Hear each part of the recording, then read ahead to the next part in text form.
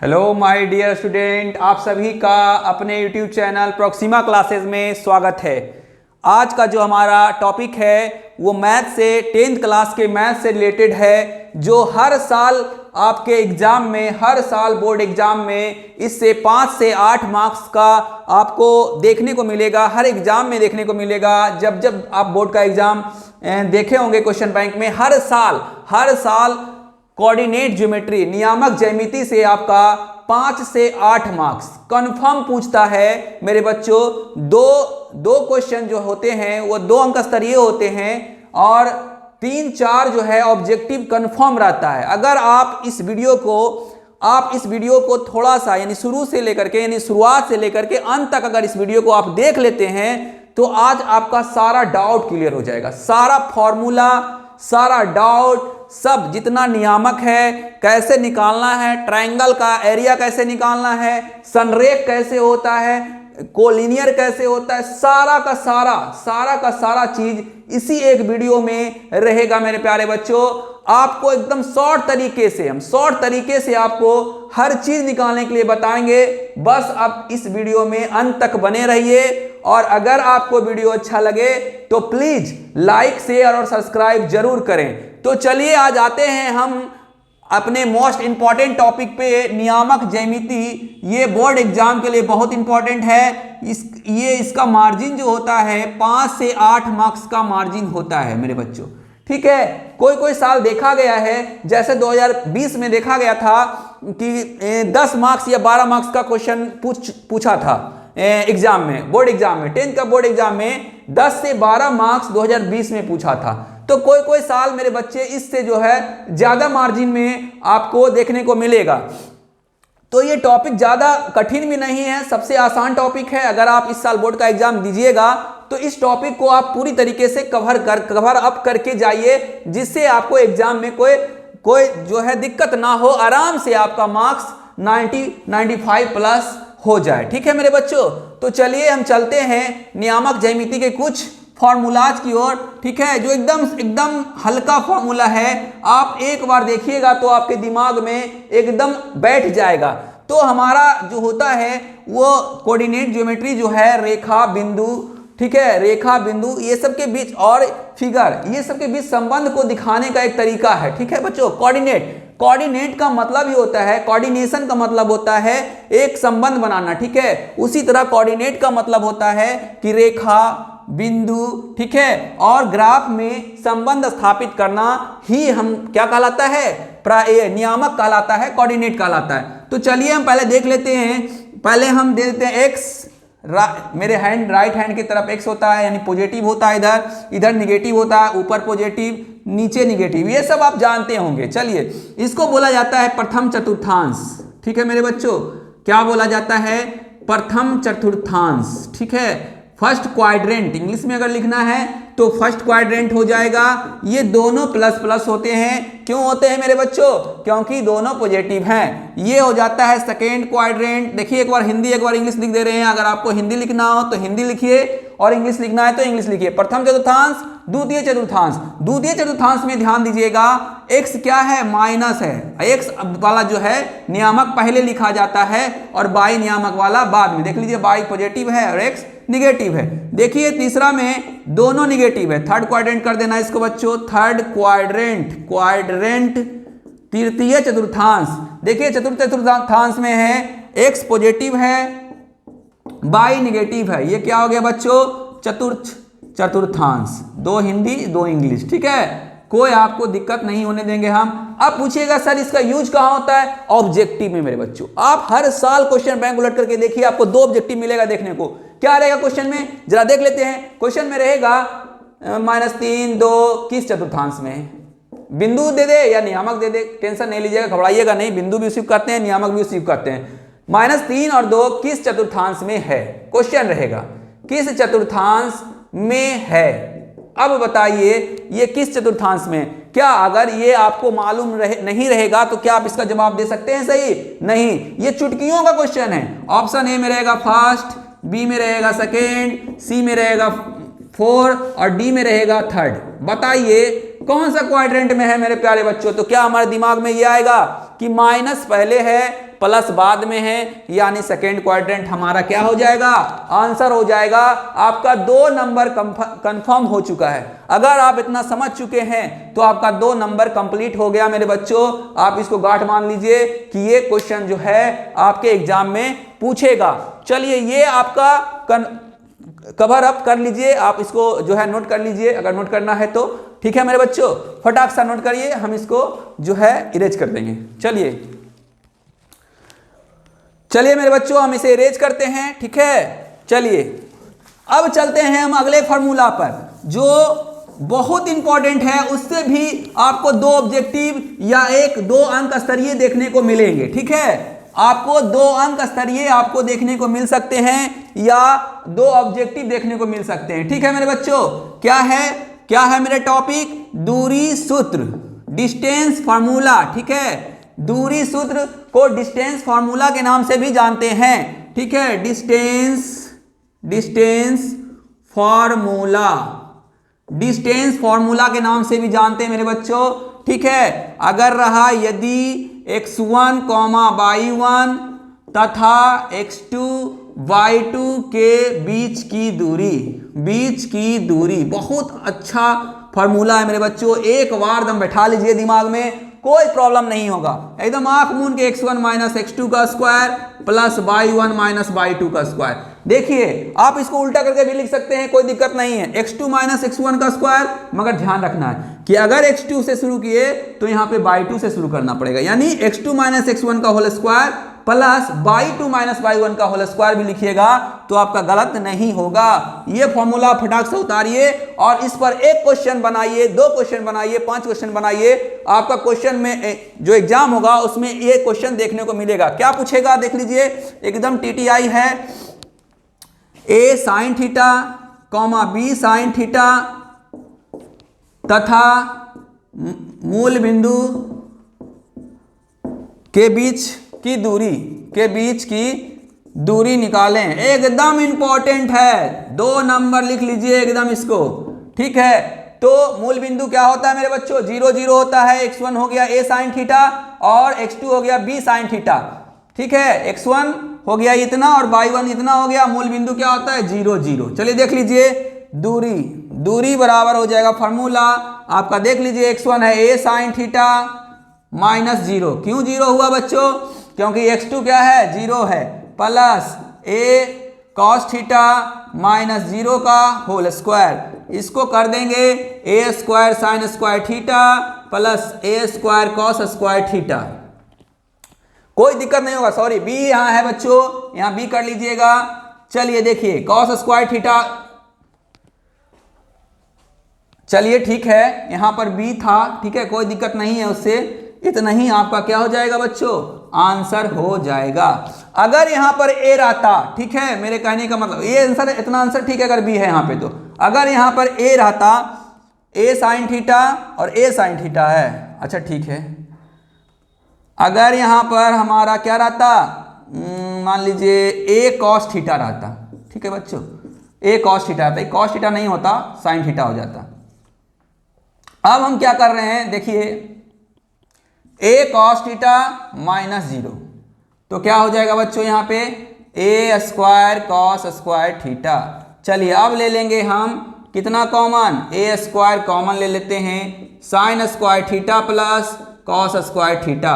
a बाहर निकल जाएगा अंडर रूट के, sine square theta cos square theta का मान 1 अंडर रूट का 1, आंसर ए आ गया इसका आंसर। एकदम इंपॉर्टेंट क्वेश्चन है। पॉइंट क्या रहेगा मेरे बच्चों, ए साइन थीटा और ए कॉस थीटा। क्या पॉइंट रहेगा, ए साइन थीटा ए कॉस थीटा। पॉइंट कुछ भी रहे उस हिसाब से आपको निकालना है। अगर पूरा पूरा वर्गमूल नहीं निकले तो उतना ही आंसर आपको लिख देना है। ये था आपका दूसरा फॉर्मूला। चलिए देर ना करते हुए एकदम तीसरा फार्मूला, ये आपका देख लीजिए लिखा हुआ है पहले से। आपके समय को हम बचाए हैं, आपका समय नष्ट नहीं किए हैं, लिखने में हम समय ज़्यादा नहीं दिए हैं। विभाजन सूत्र जिसको सेक्शन फार्मूला के नाम से भी जानते हैं हम, ठीक है, ये दिया हुआ है। क्या दिया हुआ है जरा देख लेते हैं। दो बिंदु ए x1/1 तथा b x2/2, ठीक है, दो बिंदु है। एक रेखा पर दो बिंदु होता है, ठीक है मेरे बच्चों। एक रेखा पर कितना बिंदु है, डिस्टेंस फार्मूला आप लिख लिए होंगे, इसको आप उतार लीजिएगा, ठीक है। वीडियो पॉज करके उतार लीजिएगा। चलिए देखिए, एक रेखा पर मान लीजिए दो बिंदु है, ठीक है, एक रेखा पर दो बिंदु है ए बी।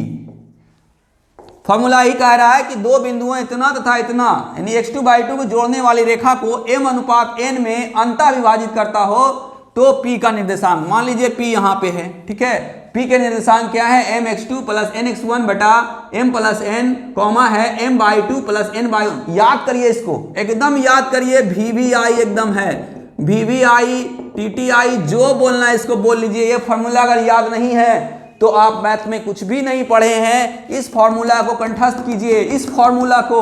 और अगर यही अंतः की जगह बाहरी कर देता तो सिर्फ यहाँ पे माइनस करते हैं हम, इसलिए हम आपका समय बचाए हैं, इसलिए नहीं लिखे हैं हम, आना लिख रहे हैं अभी, ठीक है। हम सिर्फ आप समझिए, क्योंकि आप पढ़ चुके हैं पहले से। अंतः, अगर अंतः की जगह ये अंतः लिखा हुआ है, अंदर लिखा हुआ है, अगर यही कहता कि बाहर विभाजित करता है तो यहाँ पे माइनस हो जाता है मेरे बच्चों, यहाँ पे माइनस हो जाता है, यहाँ पे, यानी जहां जहां प्लस का चिन्ह है वहां पे क्या होता, माइनस हो जाता, बस, और कुछ नहीं है, ठीक है मेरे बच्चों, और कुछ भी नहीं है। चलिए इसी पे हम एक क्वेश्चन देख लेते हैं, एनसीईआरटी का है, ठीक है मेरे बच्चों। ध्यान से देखिएगा कि ए कह रहा है -1, सबसे पहला चैप्टर एनसीईआरटी का पहला क्वेश्चन, ठीक है, सबसे पहला क्वेश्चन है 4, -3 है, p का निर्देशांक पूछ रहा है और ये बांट रहा है 2:3 में, ठीक है मेरे बच्चों, 2:3 में। फॉर्मूला आपके सामने क्या बन जाएगा, एकदम बन जाएगा। अगर आपका आंसर आता है तो प्लीज इसे जो है कमेंट में आप लिखिए इस क्वेश्चन को बनाकर, अगर नहीं तो हम इसे बता दे रहे हैं, एक क्वेश्चन आपको देंगे बनाने के लिए। चलिए हम फटाक से बना देते हैं, उसके बाद अगला जो मुख्य मेन फॉर्मूला है वो है ट्रायंगल, यानी त्रिभुज का क्षेत्रफल। मेरे बच्चों सबसे इंपॉर्टेंट है एग्जाम में, त्रिभुज के क्षेत्रफल से आपको 1-2 नंबर का क्वेश्चन देखने को मिलेगा। आप बस थोड़ा सा वीडियो में बने रहें। और 1-2 फार्मूला है, मध्य बिंदु का नियामक, त्रिभुज के केंद्रक का नियामक, 3 फार्मूला और आपका बचा हुआ है। आपको हम अंतः विभाजित का बता चुके हैं, बाहरी विभाजित का हो जाएगा माइनस, याद रखिएगा, ठीक है, सिंपल ही है। अब आपका एक बचा हुआ है, अब त्रिभुज का क्षेत्रफल बचा हुआ है, मध्य बिंदु का नियामक बचा हुआ है और एक त्रिभुज के केंद्रक का नियामक बचा हुआ है। पूरा आपका जो है कोऑर्डिनेट ज्योमेट्री का रिवीजन आपका पूरा हो जाएगा मेरे बच्चों। हम चाह रहे हैं कि आप 20 मिनट अगर मेरे वीडियो पे टाइम दे रहे हैं तो आपको इतना हम मैटर दे दे, इतना हम आपको दे दे कि आपका पूरा रिवीजन हो जाए। जितना आप 1 सप्ताह में पढ़े हैं, 2 सप्ताह में पढ़े हैं, 15 दिन में पढ़े हैं, वो सिर्फ आपका 20 मिनट में कवर अप हो जाए, ताकि अभी आपके पास समय कम है, ठीक है मेरे बच्चों। अभी हम उतना विस्तार से, अभी उतना डिटेल से नहीं पढ़ा रहे हैं। हम आपको जो मुख्य टॉपिक है जिससे एग्जाम में पूछा जा सकता है, जिससे आपका मार्क्स इंक्रीज होगा, हम बस वही ला रहे हैं आपके लिए। आप बस वीडियो में बने रहिए अंत तक और इसको आप कवर अप कीजिए, ठीक है मेरे बच्चों। चलिए फॉर्मूला पे आते हैं, वहां लिखा हुआ है p के निर्देशांक, देख लीजिए बच्चों, ठीक है, इसी तरह से लिखिएगा क्योंकि लिखने का तरीका भी एग्जाम में मार्क्स बढ़वाता है। आपको लिखना है p के निर्देशांक बराबर, फॉर्मूला एक बार एकदम लिखिए जिससे आप जो कॉपी चेक करते हैं उनको लगे कि नहीं ये जो है कहीं से छापा नहीं है, खुद अपने से बनाया है, ठीक है। बुक्स में आपको M1 M2 रहेगा, आप M1 M2 का इस्तेमाल नहीं कीजिए, M और N का इस्तेमाल कीजिए, ताकि जो एग्जामिनर रहे उसको लगे कि नहीं कुछ अलग है इसमें, ठीक है मेरे बच्चों। चलिए M का वैल्यू है, ये M है, ये N है, ठीक है मेरे बच्चों।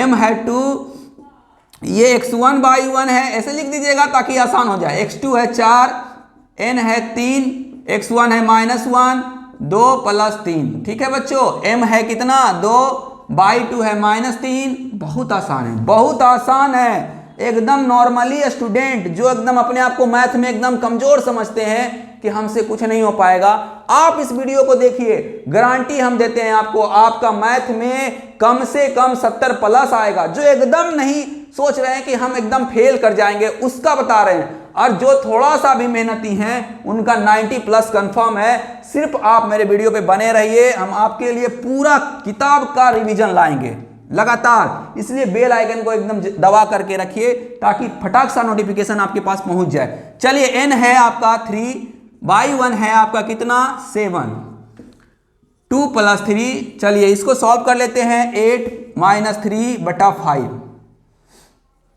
ठीक है बच्चों, 8 माइनस 3/5 माइनस 6 प्लस 21/5। चलिए एकदम हल्का है बच्चों, एकदम हल्का है। ये सब क्वेश्चन पूछेगा नहीं तो एकदम नहीं मिस कीजिएगा। ठीक है, 21 में से 6 जाएगा, 15 बचेगा मेरे बच्चों, 15/5, 5 से 5 खत्म, 5 दिया 15, 1 आ गया 1,3 आंसर। आप आंसर एनसीईआरटी बुक से इसको कवर अप कर लीजिएगा, मिला लीजिएगा। यही था हमारा। जब अंतः बोलेगा मेरे बच्चों तो प्लस का हम फॉर्मूला लगाएंगे, और अगर बाहर बोला तो माइनस का फॉर्मूला लगाएंगे। बाकी सेम सेम वही रहेगा, इसलिए हम उस पर आप बात ज़्यादा नहीं कर रहे हैं, हम अगले टॉपिक पर चल रहे हैं। चलिए, विभाजन सूत्र आपका पूरा हुआ।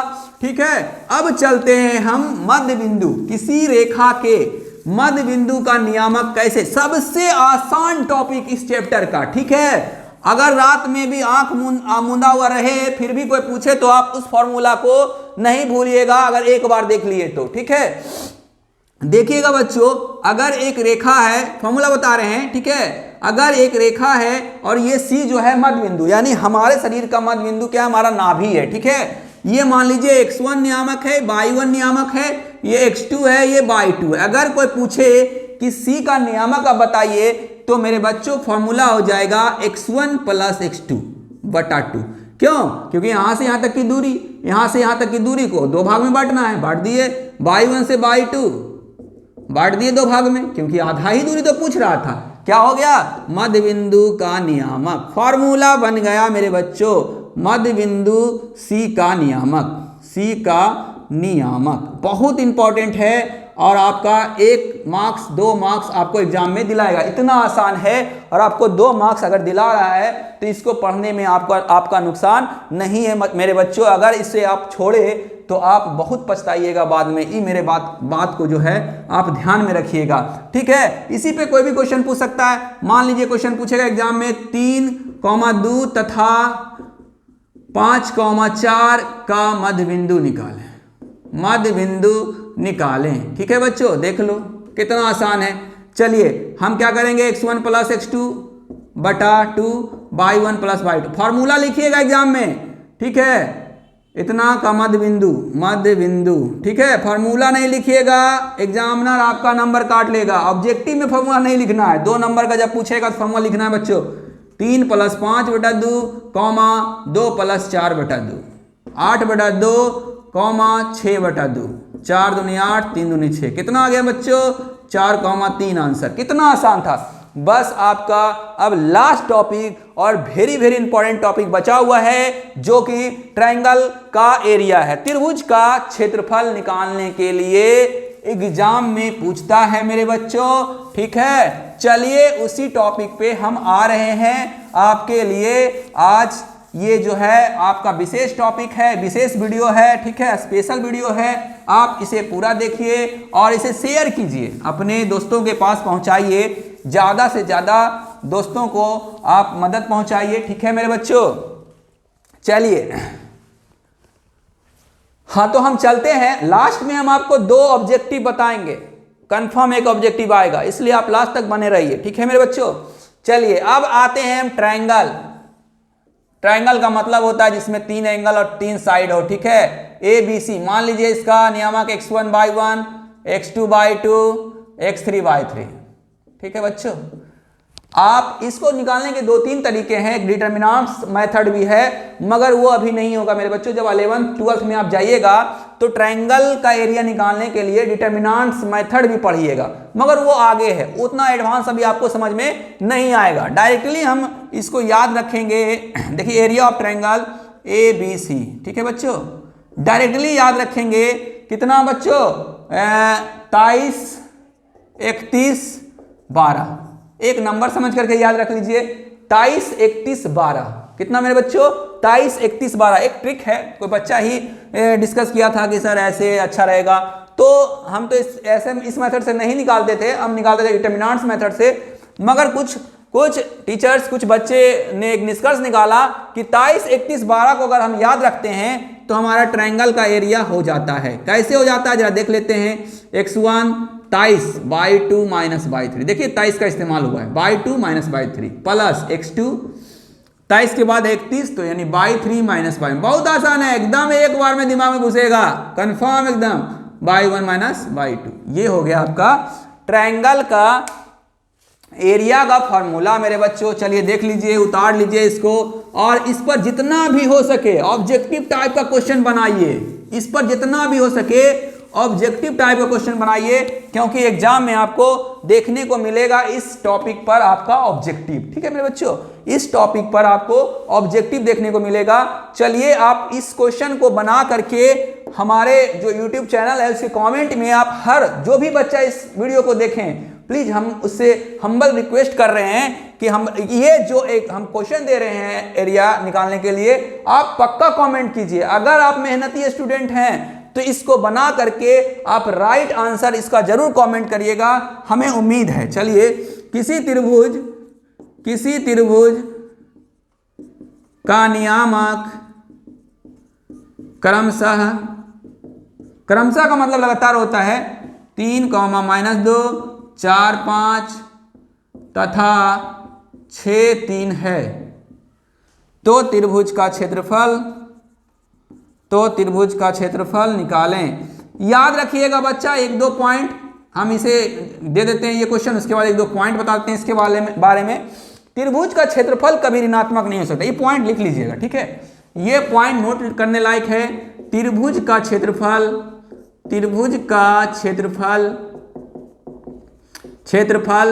कभी ऋणात्मक नहीं हो सकता, कभी ऋणात्मक नहीं हो सकता। क्यों नहीं हो सकता बच्चों, ये बता रहे हैं, नहीं हो सकता है। ठीक है, अच्छा बताओ बच्चा, कहीं भी हम खड़ा हैं तो कुछ तो क्षेत्रफल होगा, क्या माइनस में हो सकता है? नहीं हो सकता है। अच्छा, तो किसी का मन में विचार आ रहा होगा कि अगर क्षेत्रफल ऋणात्मक नहीं होता है, अगर आंसर ऋणात्मक में आ जाए तो हम करें क्या? तो मॉड का इस्तेमाल करते हैं। ठीक है, मॉड का इस्तेमाल करते हैं। लिख दिए हैं हम, एकदम आपका बेसिक जानकारी है। मॉड का मतलब होता है मापांक।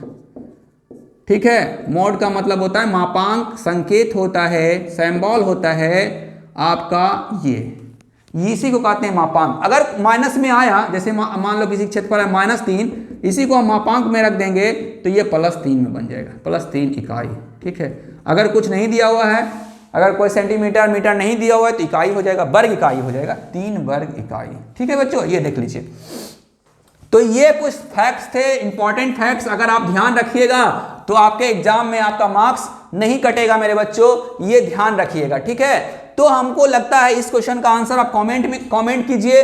अब हम आते हैं वो 2 ऑब्जेक्टिव पर जिसके बारे में हम आपको बताए थे कि हम सबसे वीडियो के अंत में वो ऑब्जेक्टिव हम आपको बताएंगे।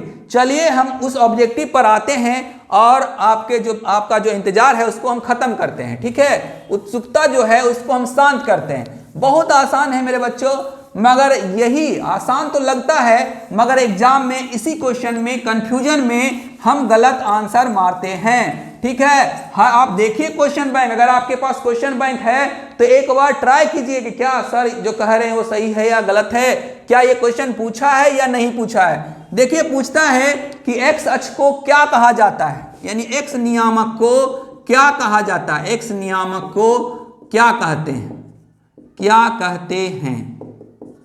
तो आंसर है इसका मेरे बच्चों, एक्स नियामक को भुज कहते हैं। ठीक है, क्या कहते हैं? भुज। इंग्लिश लिख लीजिए, इंग्लिश नहीं जल्दी मिलेगा, एब्सिया। ठीक है, अगर पूछा बाई नियामक को क्या कहते हैं, एकदम दोनों ऑब्जेक्टिव इंपॉर्टेंट है, एकदम मेरा बच्चा एकदम उतार लो, छपेगा एग्जाम में, उस समय रोना मत। इसका आंसर हो जाएगा कोटि। कोटि का होता है मेरे बच्चों ऑर्डिनेट।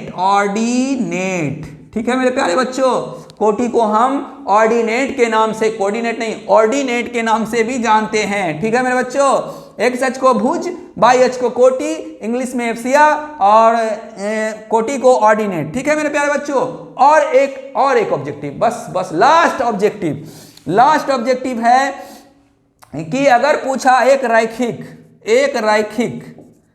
एक रैखिक, इसको कोलिनियर भी बोला जाता है, कोलिनियर। ठीक है मेरे बच्चों, इंग्लिश में कोलिनियर बोलते हैं। एक रैखिक या संरेख भी बोला जाता है बच्चों। ठीक है, संरेख कब होंगे? एक रैखिक या संरेख होंगे। ठीक है, कब होंगे बच्चों? यदि ट्राइंगल, एरिया ऑफ ट्राइंगल क्या हो जाए? 0 हो जाए मेरा बच्चा। क्या हो जाए? एरिया ऑफ ट्राइंगल 0 हो जाए तो वह क्या कहलाएगा? संरेख कहलाएगा, कोलिनियर कहलाएगा, एक रैखिक कहलाएगा। ठीक है मेरे बच्चों, एक रैखिक का मतलब होता है एक तीनों पॉइंट, जितना पॉइंट है सब एक ही रेखा पर हो। जब अगर ऐसे भी पूछता है घुमा करके मेरे बच्चों कि 3 नियामक दिया हुआ है, 3 नियामक दिया हुआ है, x1/1, एक देखिए यहाँ ध्यान दीजिएगा, x2/2। आप अभी अगर छोड़े वीडियो तो बहुत गड़बड़ा दीजिएगा, फंस जाइएगा एग्जाम में। आप लास्ट तक देखिए, बस 2 मिनट और बर्दाश्त कीजिए। x1/1, x2/2, x3/3 एक ही रेखा पर हो तो त्रिभुज का क्षेत्रफल क्या होगा? क्वेश्चन पूछा है, कंपटीशन लेवल का क्वेश्चन है ये, आप लोग से भी ये सवाल कर सकता है। छोटा सा क्वेश्चन है मगर लड़के कंफ्यूज होकर के गलत करते हैं। एक ही रेखा पर मतलब क्या है? एक रैखिक है। अगर 3 बिंदु एक रैखिक है तो त्रिभुज का क्षेत्रफल क्या होता है मेरे बच्चों? 0 होता है। क्यों होता है? क्या ये त्रिभुज बना रहा है? आपका जवाब क्या होगा? यस या नो? नो होगा मेरे बच्चों। क्यों? क्योंकि ये त्रिभुज नहीं बना रहा है। ये क्या बना रहा है? तीनों नियामक मिलकर के एक रेखा का निर्माण कर रहा है, त्रिभुज का नहीं। इसी कारण से एरिया ऑफ ट्रायंगल क्या होता है? 0 होता है। कब होता है? जब संरेख होता है या एक रैखिक होता है मेरे प्यारे बच्चों। तो हमें उम्मीद है कि आपका जो हम आज ये वीडियो लाएं आपके लिए, वो आपको एकदम यूजफुल लगा हो। ठीक है मेरे बच्चों, यूजफुल रहा होगा आपके लिए, आपको अच्छा लगा होगा यह सेशन। अगर आपको यह सेशन अच्छा लगा है तो प्लीज़ मेरे बच्चों आप वीडियो लाइक करने में कंजूसी ना करें। हम आपके लिए इतना मेहनत कर रहे हैं, कम से कम लाइक का तो अधिकार हम रखते हैं, सब्सक्राइब का तो अधिकार रखते हैं। आप सब्सक्राइब कीजिए, शेयर कीजिए और लाइक कीजिए, यही हम कामना करेंगे। और हम ये भी चाहते हैं, हम तो दिल से चाह रहे हैं कि आप जो भी मेरे वीडियो देखिए उनका मार्क्स कम से कम 400 प्लस 450 के बीच में आए, उससे ज़्यादा भी रहे। आप जितना का अधिकार है, आपका हक है, आपको एकदम कंफर्म मिले। आप मेरा वीडियो देख रहे हैं इसका मतलब आप बहुत मेहनत कर रहे हैं। मेरा वीडियो सब नहीं देख पाएगा। क्योंकि हम बहुत थोड़ा टेढ़े टाइप के आदमी हैं, पढ़ाते पढ़ाते भी बहुत। ठीक है मेरे बच्चों, अगर आप मेरा वीडियो देख रहे हैं तो हम समझेंगे कि आप मेहनत कर रहे हैं। आप इसी तरह से मेहनत करिए और आगे बढ़िए, हम यही कामना करेंगे। ठीक है, आज का हमारा ये सेशन यही समाप्त होता है। आपका 5 से 8 मार्क्स, कभी कभी 10 या 12 मार्क्स आपका यहाँ कंफर्म हो रहा है। अगर आप इतना करते हैं तो आपके इस साल का जो बोर्ड एग्जाम में है कंफर्म 10 से 12 मार्क्स आपका आएगा। धन्यवाद, थैंक यू।